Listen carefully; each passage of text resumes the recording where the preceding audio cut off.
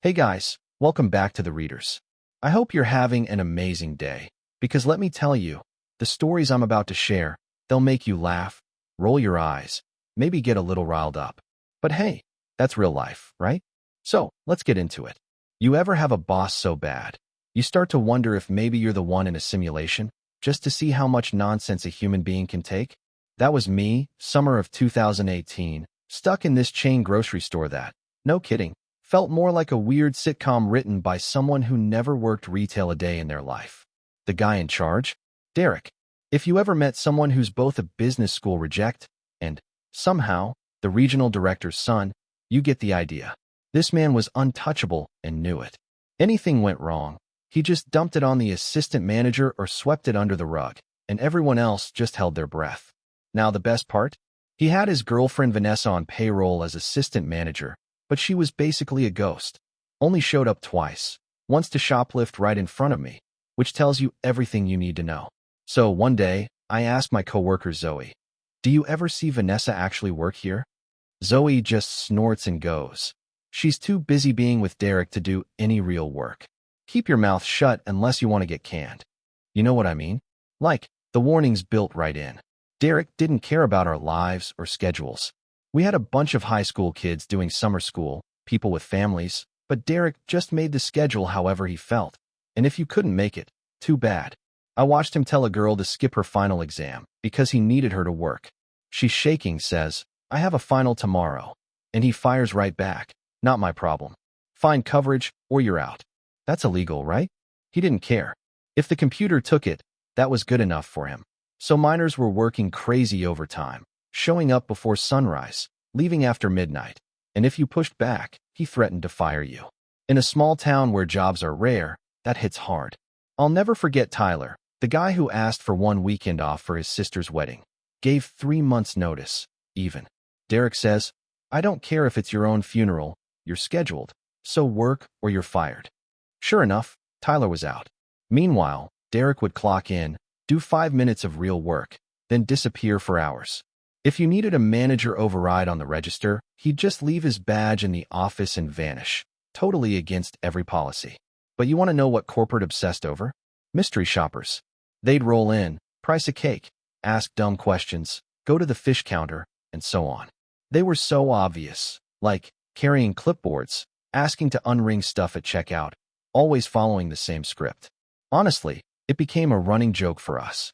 Now, here's where the revenge starts.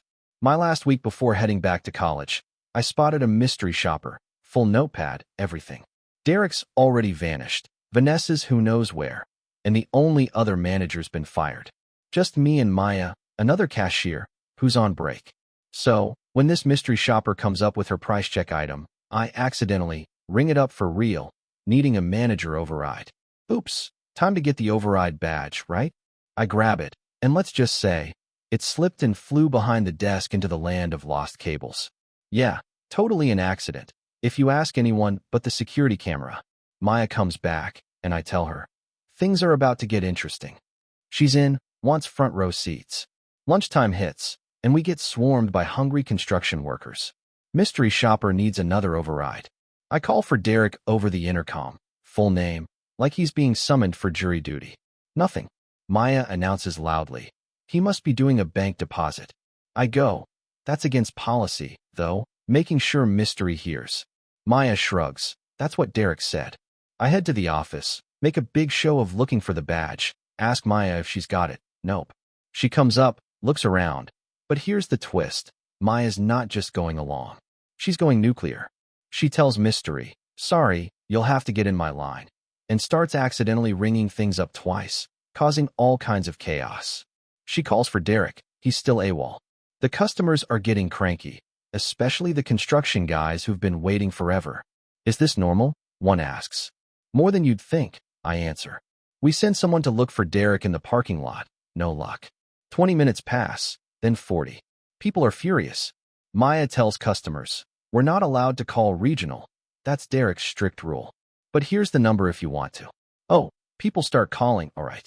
Corporate finally sends down Mr. Patterson, who's basically there to save his own job, because Derek's dad is the boss. He resets the registers, but the day's ruined. Lost all lunch rush sales, and now everyone's mad. Derek rolls in hours later. Mr. Patterson's chewing him out. Maya smirks, whispers, probably with Vanessa. Derek's furious for the next couple of days, but honestly, I'm out the door soon, and Maya just laughs. She's got a folder full of documentation on Derek if he tries to fire her. A few weeks later, corporate sends down a full audit team. The story about the computer outage doesn't match what mystery shopper reported. They dig in, find all the labor violations, unapproved schedules, missing assistant manager who only clocks in when Derek does. Vanessa never worked a day in her life, but she got paid. The team's faces when they realize the scam? Priceless.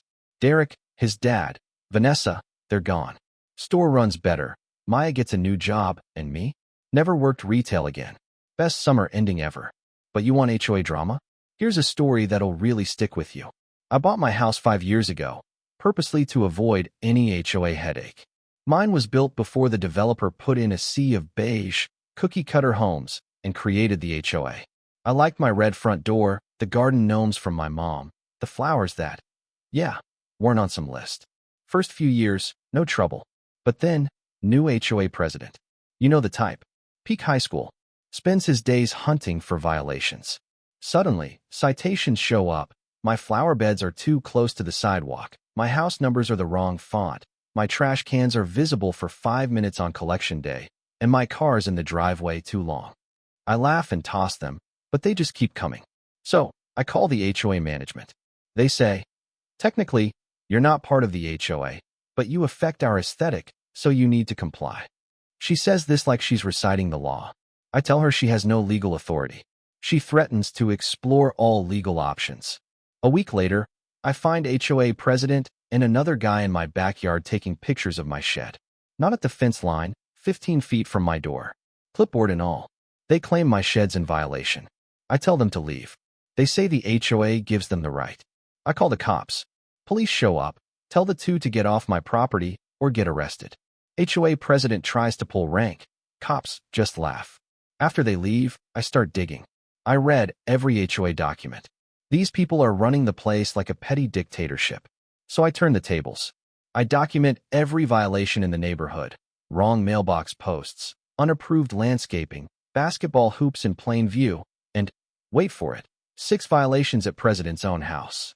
He's so proud of that beige, but it's the wrong beige. Wrong numbers, wrong lights, trash can visible if you squint, and driveway patchwork that'd make a road crew weep. I file 47 complaints, all perfectly documented, GPS, photos, page numbers. The HOA loses its mind. Suddenly, everyone's getting citations, lawyers get involved, board meetings turn into shouting matches. President tries to get me investigated, but the inspector comes back and says every complaint is legitimate. Mine are so good, they want to use my format. But the best part? When the lawyers dig in, they find the HOA's been selectively enforcing rules, letting the president and friends off, targeting others. Lawsuits loom. The HOA finally gives up. They offer me a deal.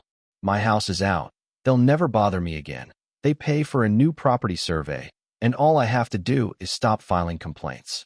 I act like I'm considering, but it's all I wanted. Board president quits. New board gets reasonable. Neighbors thank me for doing what they never dared. These days, I wave to my neighbors, and for once, they wave back instead of grabbing their phones to report me. Last one for today. A quick hit of petty revenge. At debate camp, a Karen tried to reserve half the cafeteria for herself, snapping at my friends for white boy privilege, even though she was as pale as Wonder Bread herself. She tries to get my buddy Ethan in trouble with campus security, spins a wild harassment story, but in true policy debate fashion, we pull out witnesses and evidence and watch her crumble. Campus cop actually charges her with harassment. Our group chat explodes. Karen for prison. Sometimes you just gotta be more prepared than the people looking to mess with you. So what's the lesson here? Sometimes you've got to play the game better than the ones setting the rules, whether it's a power-tripping boss, a petty HOA, or a cafeteria Karen. Stand up, document everything, and watch them unravel in their own web. Now, I want to know, have you ever had a boss, an HOA, or a Karen try to pull something on you? Where's the line between justice and revenge? Drop your wildest story, or just sound off below. What do you think is fair? What would you have done? Hit that like if you've ever been there, subscribe for more, and let's keep this conversation rolling.